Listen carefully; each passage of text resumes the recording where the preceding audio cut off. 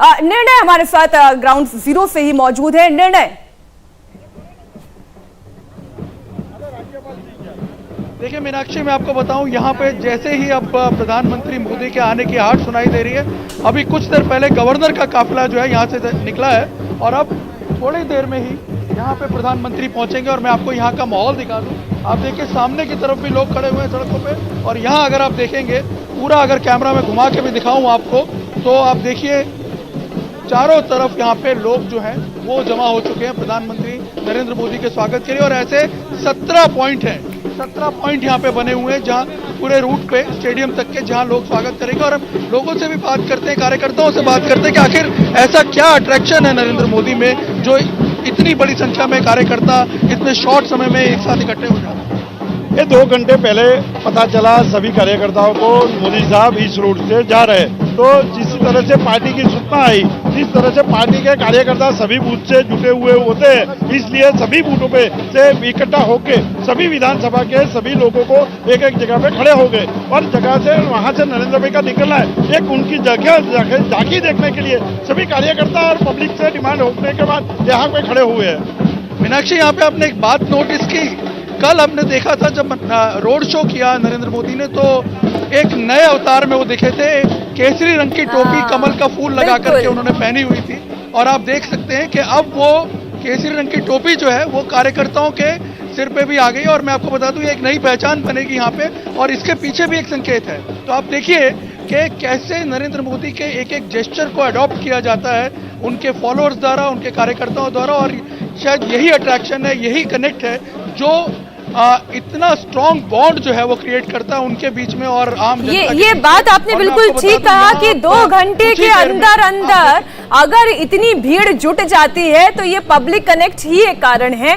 और जिसका टोपी का आपने जिक्र किया, मैं आपसे जानना ही चाह रही थी कि इस टोपी का कनेक्शन क्या है, क्योंकि कल हमने देखा था प्रधानमंत्री नरेंद्र मोदी एक नए अवतार में नजर आए। बीते कुछ दिनों से हम देख रहे हैं कि वो इस तरीके की टोपी पहन रहे हैं, रंग भगवा कमल के फूल का निशान, और अब वो टोपी लोगों के सिरों पर भी नजर आ रही है। तो इसमें कोई दो राय नहीं है, पब्लिक कनेक्ट है जो उनके एक, अगर हमें कहें ट्रेंड सेटर वो है, उनका ट्रेंड बाकी जनता फॉलो करने लग जाते हैं, उनके समर्थक फॉलो करने लग जाते हैं। तो वो तस्वीरों में भी दिखाई दे रहा है। हर्षित, जो मेरा सवाल था और अब की ये तस्वीरें और ट्रेंड सेटर के तौर पर भी प्रधानमंत्री नरेंद्र मोदी, देखिए प्रधानमंत्री नरेंद्र मोदी ट्रेंड सेटर हैं। प्रधानमंत्री नरेंद्र मोदी ट्रेंड सेट नहीं भी करते हैं तो कई बार कहा जाता है ना कि जो सक्सेसफुल लोग होते हैं वो कोई अलग काम नहीं करते हैं, लेकिन जो काम है वो अलग तरीके से करते हैं। अब ऐसा तो है नहीं कि भारतीय राजनीति में किसी नेता को ये नहीं पता था कि भाई लोग गरीब हैं, उनको स्कीम्स के जरिए लाभ पहुंचाया जा सकता है।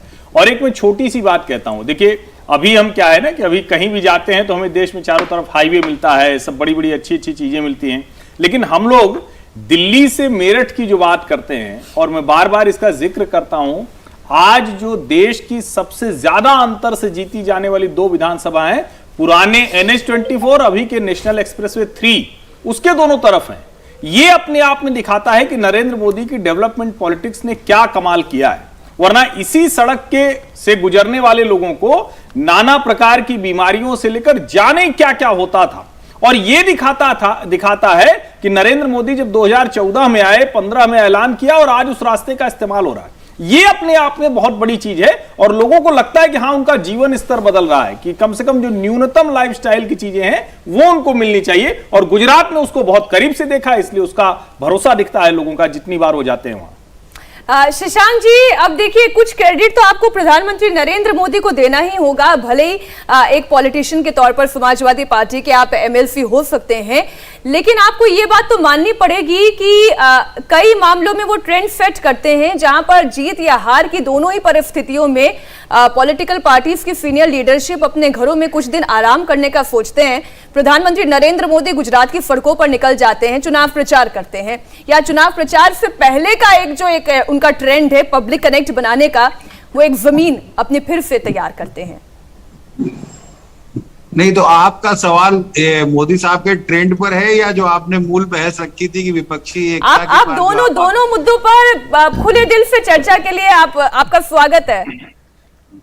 तो मेरा तो पहला तो ऑब्जेक्शन, आपके जो शब्दों के चयन देखिए बड़े मायने रखते हैं। अच्छा। और उनमें जो शब्दों का चयन होता है वो कभी कभी आप उसको अट्रैक्टिव बनाने के लिए भले इस्तेमाल कर ले, लेकिन आपने विपक्षियों के जो झुंड शब्द की इस्तेमाल किया है ये किसी भी तरीके से सिविलाइज्ड लैंग्वेज नहीं कहलाएगी। झुंड जो है वो आदमियों के लिए इस्तेमाल नहीं होता। फ्लॉक जो भी है, इसको जो भी शब्द आप दे लेंगे। चलिए आप कुनबा समझ लीजिए, विपक्षी दलों का कुनबा। हाँ, कुनबा नहीं, कुनबा भी नहीं, कुनबा तो एक दूसरे कनेक्ट जो लोग होते हैं। चलिए आप मूल विषय पर आए, आप मूल विषय पर आए। आपको लगता है कि आज की तारीख में प्रधानमंत्री नरेंद्र मोदी को चुनौती देने के लिए राष्ट्रीय फलक पर कोई चेहरा है? देखिए ये कोई बहस हिंदुस्तान में टीना इफेक्ट बहुत पुरानी बहस का विषय रहा है। इंदिरा जी के समय भी चलता था कि there is no alternative. TINA act पे बहुत बात हुई है, अटल जी के भी टाइम पे चला था, और शाइनिंग इंडिया भी हमने आपने देखा हुआ इतिहास में दर्ज है। मनमोहन सिंह जैसे नॉन इंटेराइटी लोग जो बिल्कुल वो भी 10-10 साल सरकार चलाते हैं। तो ये हर आदमी का एक कनेक्शन होता है। मैं अपनी बातचीत की शुरुआत इसीलिए कह रहा हूं कि आप खुद मीडिया में रहते हुए आप मानते हो कि एक जिम्मेदार विपक्ष को होना चाहिए, तो मुझे लगता है कि विपक्ष के लिए भी शब्दों के चयन पर भी आपका एक बेहतर होना चाहिए था। पहला तो मैंने ऑब्जेक्शन अपना झुंड शब्द पे आपको बता दिया, और दूसरी चीज जहां तक है ठीक है शशांक जी, मैं लौटूंगी आपके पास। जरा इन तस्वीरों को एक बार हम फिर से दर्शकों को बयां करते चले। आप ये देख रहे हैं अहमदाबाद से सीधी तस्वीरें, जहां पर खूब भीड़ दिखाई दे रही है, और ये भीड़ अपने आप में बताने के लिए काफी है कि प्रधानमंत्री नरेंद्र मोदी को ऊर्जा भी कहां से मिलती है। नुपुर, अब देखिए, अब कार्यकर्ताओं को उनसे ऊर्जा मिलती है और उन्हें कार्यकर्ताओं से ऊर्जा मिलती है। मुझे लगता है ये दो तरफा है। मीनाक्षी जी, पहले तो माफी चाहूंगी, कुछ टेक्निकल ग्लिच थी आपके स्टूडियो में, इसलिए मेरा फोन डिस्कनेक्ट हो गया था। दूसरा मैं कहना चाहूंगी कि देखिए, चॉइस इज योर्स। आज 140 करोड़ देशवासियों का भारतवर्ष, नया भारत, ये मांगता है कि सच में विकास हो और दिखे विकास होता हुआ।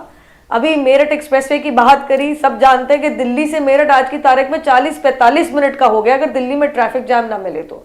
अब शहर में होते हैं 45 मिनट के अंदर।